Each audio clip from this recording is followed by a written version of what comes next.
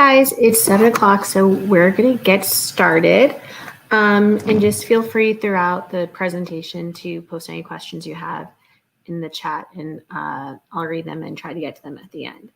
My name is Meg. I'm with Vision Admissions Consulting. A little bit of my background: I went to Northwestern undergrad, studied economics and math, and then I went to UCLA to get my MBA. And after that, I worked in investment banking.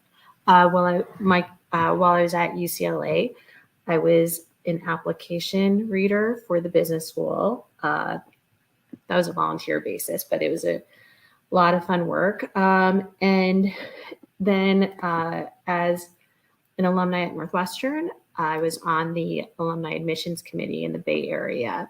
Obviously, I no longer do that now that I am consulting. So let's just hop right into this. The transcript is the most important part of your college application. And a lot of people kind of forget that because other things tip the scale. But, it all starts with the foundation of a strong transcript. So for that, let's talk a little bit about how to make decisions when you're selecting your courses for high school.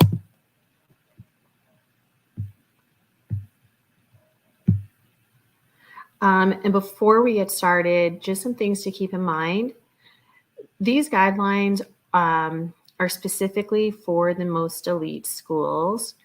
And this may not be the thing that's right for your student. It may not be the best option for your student, and it may not get the best results for your student. So just keep that in mind.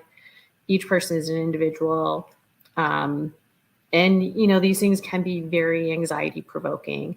If you're early on in the process of high school, you're like, oh my gosh, this is very overwhelming.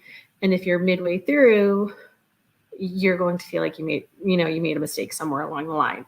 I assure you, you didn't make a mistake. You did not make a mistake. And, everything's going to work out fine. And then another thing to keep in mind, technical schools are going to be more demanding on math and science, but less demanding on foreign language and social studies. Okay, so this is directly from the Harvard website. An ideal 4-year preparatory program includes 4 years of English with extensive practice in writing, 4 years of math, 4 years of science, biology, chemistry, physics, and an advanced course in one of those 3 subjects. 3 years of history, including American and European history. 4 years of one foreign language. So again, in all of the research I've done, combing college websites, going to admissions presentations of the different colleges, and also sitting down and talking to admissions officers, this is pretty consistent across colleges. And one admissions officer I spoke to actually said, this sounds simple, but students who fulfill all the recommendations really stand out.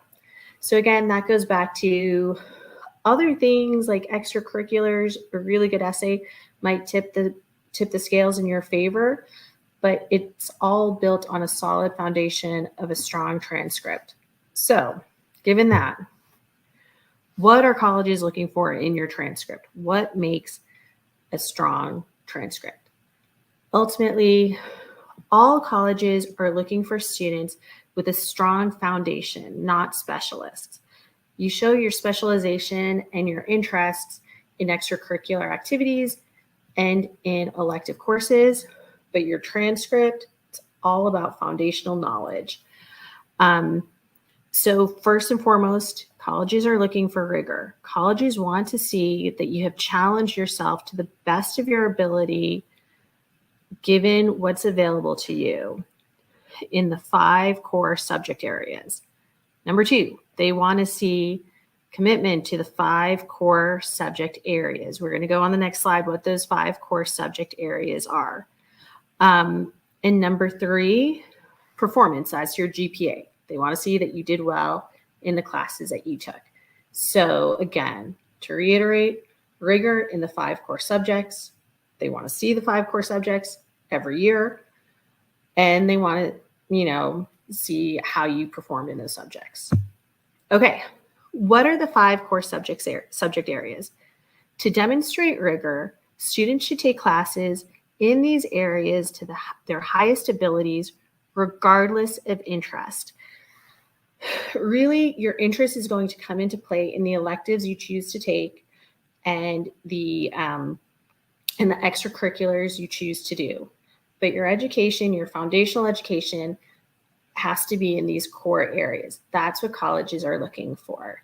And there's a lot of thinking of, oh, well, if I'm going to go into investment banking, why do I need to know about physics or biology? And I can tell you straight out, when I was in investment banking, my clients were telecom clients. They were defense. They were in defense. They were in biotech. So I needed fluency in the sciences to be able to build financial models. So really, whatever you do, you need a foundational education in these 5 core subject areas. So in math, to the extent of your ability, it's ideal to get through at least calculus AB. After you take calculus AB, you have a little bit of flexibility. Science, again, this is pretty consistent across the board. The sciences they're talking about are biology, chemistry, physics, and take a 4th year of science. It's usually going to be an advanced course in one of those 3 main areas of science. English, 4 years of English, and standard English is fine. AP is great, but you do want to focus on writing. Social studies, 3 years. Now, if you're in the San Ramon district, which I know a lot of you guys are, freshman year is usually half a year of world geography and then half a year of health. That's good. You don't have to do anything extra. Your sophomore year will be world history, or you have the choice between taking AP world history or AP world history. Junior year is US history. Senior year is half year of government, half year of econ. So if you just go through that, you're going to hit the requirements or the suggestions. Global languages, this is where I get a lot of pushback. There's a lot of variation in what's expected. The most elite schools, particularly the Ivies, they fully expect to see 4 years of the same foreign language. Other schools, when you get into the tech schools, so kind of like your MIT, Caltech, 2 years are fine. They're fine. They don't really have a particular preference on that. And then some of the schools kind of dipping a little lower, maybe want 2 to 3 years, and that's kind of good enough for them. But in general, as things are getting more and more competitive, if you can handle 4 years of a foreign language, I would suggest you do it. So again, these 5 areas are going to be the base of your schedule, freshman through senior years. Okay. Next, how do you prioritize AP classes? The thing to keep in mind, the most important AP classes are the APs in your core, especially where there's not an equivalent class that's not an AP. So what I mean by that, for example, would be AP Bio. There's no other second year biology class in the high school. So if you want to take a second year biology, you have to take AP Biology. Conversely, if you want to take US history, you can take regular US history or AP US history. So you want to prioritize APs in the core, and particularly those where there's not a non-AP equivalent. And then let's just be more clear. So for math, you want to take AP Calculus AB. After you take AP Calculus AB, you could take AP Calculus BC or AP Stats. The one thing with that is I spoke to a few of the technical schools about it. I had mentioned a particular person. I said, oh, okay, well, this person is taking AP Stats their senior year. And to which the response to me was, okay, well, just make sure that that person takes some math their senior year. So apparently at this technical school, they were viewing AP Stats more as an elective. I don't know how common that is, especially when you get into the liberal arts colleges or some of the universities. But at a minimum, calculus AB, if that goes well for you, think about BC. For the sciences, you should take, at a minimum, one of the advanced AP science classes in biology, chemistry, or physics. A little note, I would save AP chemistry for senior year. It's probably one of the hardest. I mean, unless you're at, I think it's Cal High or Doherty, where they have Physics C.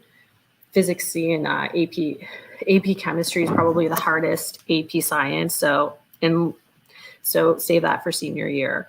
And then for English, you want to take at least one AP English class. There's AP Literature, which is your senior year. That tends to be more rigorous. And then there's AP Language, which I have in parentheses preferred.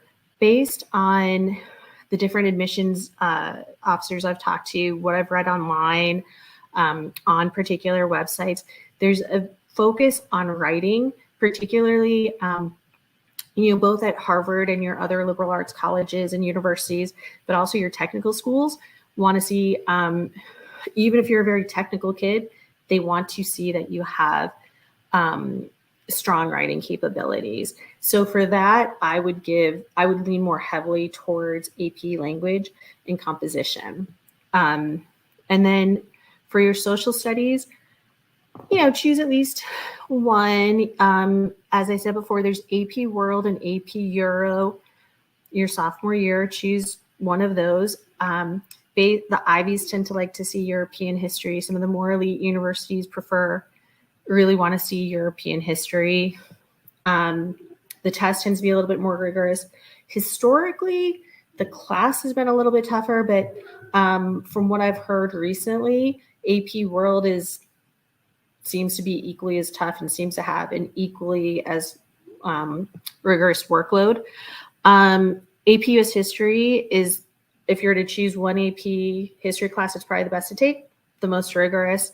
And then there's AP Government and AP Economics your senior year.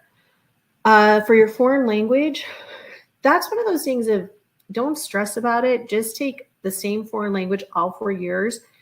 If that means if you start Spanish 1 freshman year and you get to Spanish 4 senior year, that's perfect. Don't stress about it if you don't get to AP Spanish. But if you get to AP Spanish junior year, or if you get to Spanish 4 junior year and senior year, the only Spanish left for you is AP Spanish, and you got to take it. Some electives, there are some AP electives I see commonly that a lot of times kids kind of think sort of fit into one of these core areas, and from the perspective of an admissions officer, they really don't. So those would be, and again, these electives, these APs, they're electives, they're really good. They're very useful. They're great classes, but again, they're not quite counting as core classes. So that would be AP Computer Science Principles, AP Computer Science A, AP Environmental Sciences, AP Human Geography. Again, really interesting classes, but they're not going to count towards your core. Some common missteps that I see. The most one I see by far is dropping out of your foreign language. For some reason, a lot of kids just they don't like their foreign language class, or they just think it's not worth their effort, or there's so many cool classes at our high school that they don't really want to waste that slot on a foreign language. I think, for the most part, unless there's a reason unless there's a really solid reason, stick with the foreign language. Another common mistake is the senior year English class. There are a lot of really cool English class electives that count in the high schools that will count towards the high school graduation requirement, right? but look at them critically. So some of them sound like really cool classes. They just don't really look like rigorous English classes. So that's not to say, you necessarily have to take AP literature or English 12. But, if you're not, try to choose one of those English electives that focuses more on writing or a particular genre of literature. And then the other common mistake, I think, is a lot of people think all APs are created equally and that they're viewed equally. They're not. Again, the most important one for showing rigor and showing academic talent, it's most important to show that via APs in your core areas. Other APs are great. They show different things, but it's really not going to show rigor. Show rigor, APs, 5 core areas. So that's, I know I repeated the 5 core areas a lot, and that's because it's critical. It's something, it's very simple, but it's something that a lot of people just don't understand and make mistakes on. That's why we're so repetitive on it. And now we're through, I know that this can be pretty anxiety provoking as a parent. I have 3 kids myself. My oldest just went through this, the application process. And in the beginning, seeing you have to take all these APs and do all of this, it's very anxiety provoking. So just keep in mind those really, really stringent guidelines. It's really for the elite schools. And remember, the top 10 schools in the US only enroll about 17,000 freshmen a year. In any given year, there are 3.7 million high school seniors in the United States. So that's less than 0.5% of all, all students are going to go to an elite university. This is not necessarily a path you should be aspiring to, and it may not be worth your time or effort. And then also keep in mind, there are going to be, while there may be slightly nuanced differences between schools and how much they value a particular math class over another or a particular English class over another, these guidelines do generally hold for most schools that I've spoken with. So you guys, were at the end. I hope that was helpful. I don't see any questions in the chat, but please feel free to ask any questions you may have or to reach out. You can send me an email or check my website. You can we can set up a time to talk if you have any individual questions for your students.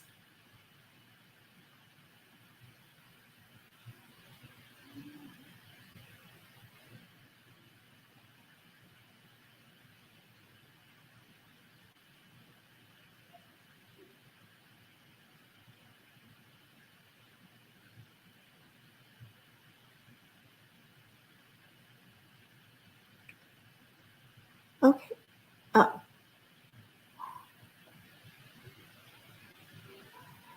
So NDC courses, non-district courses, I would say in general, okay, so basically they're the UCs that really are agnostic between non-district courses and courses taken at your high school. So from a UC standpoint, they're going to look at it the same.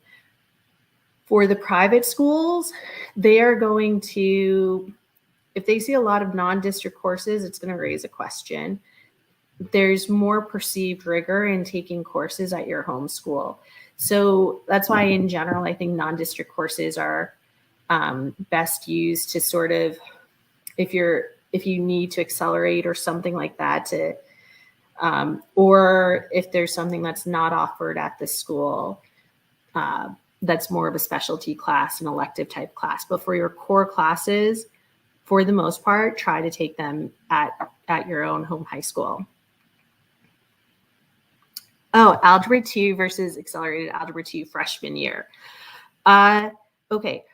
I like accelerated algebra 2. So I like that for a couple of reasons. So the difference is if you take algebra 2, then the courses, then you would, after algebra 2, you would take pre-calculus. And then after that, you would get to calculus your junior year. Now, accelerated algebra 2, you go from accelerated algebra 2, and then you go straight to calculus. And what I have found with my own children's experience is that they are very well prepared for both the SATs that they take, and then also they're very well prepared for calculus.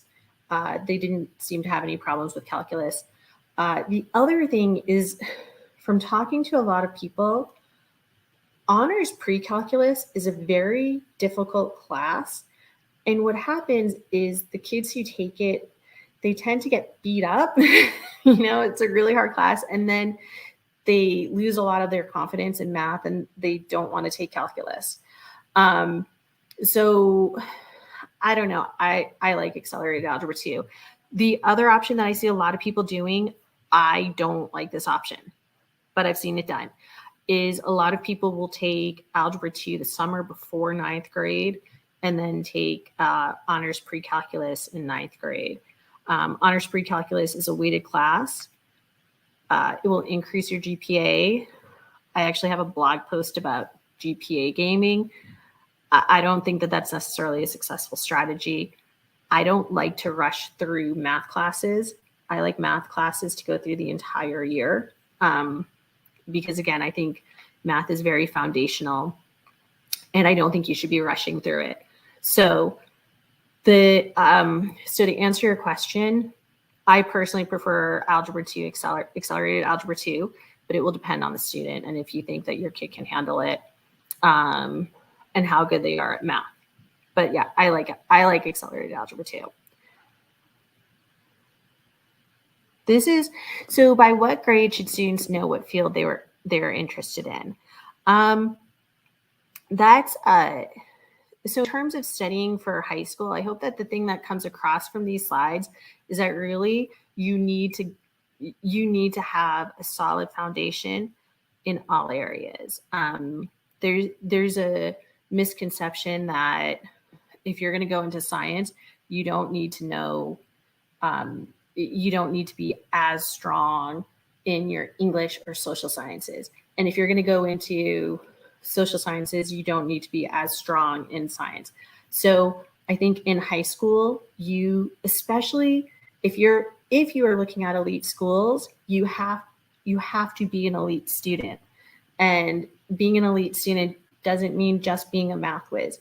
It means being an elite student in the 5 core areas. So from a class selection standpoint, for your basic 5 core classes, I don't think you specialize. So you don't necessarily need to know what field you're interested in. I think that high school is, so when you start talking about electives and extracurriculars, I think that it's, you kind of have to provide opportunity and encouragement for your student to find what they're interested in. And there are some kids who know early on what they want to do. I personally, I didn't know what finance was, but it was kind of my deal. So I knew kind of early on that I wanted to work in finance, but there are a lot of people who, even in business school, there's like, I don't know what I want to do. I don't know if I want to go into marketing or HR. So I don't think that you need to know what field you're interested in by any given point in high school. Although I would say if you think it might be more technical, then you probably need to get through calculus BC and then take linear algebra outside of the school in a non-district class. I hope that answers your question.